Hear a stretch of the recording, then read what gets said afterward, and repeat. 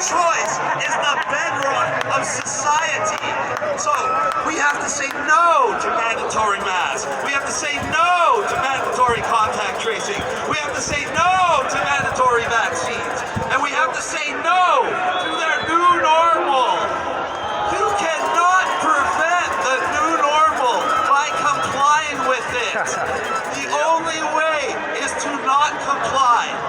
So, the government tries to divide us into smaller and smaller groups, so our voices are smaller and cannot be as effective. How did they divide us?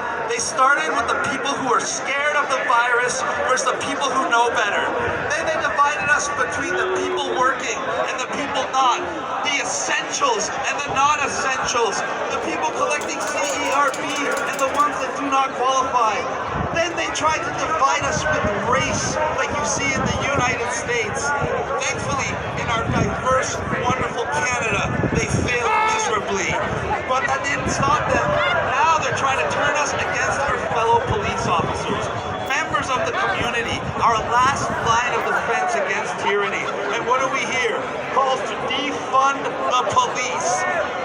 Are you kidding me? What does our government fear more than anything? They fear us all coming together. They fear united non-compliance. And that's what we have to show them.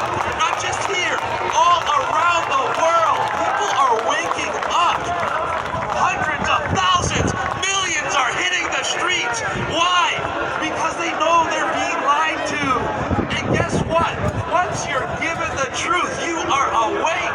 And when you are awake, it's impossible to go back to sleep. And once you are awake, all that fear, all those lies, they just turn to anger.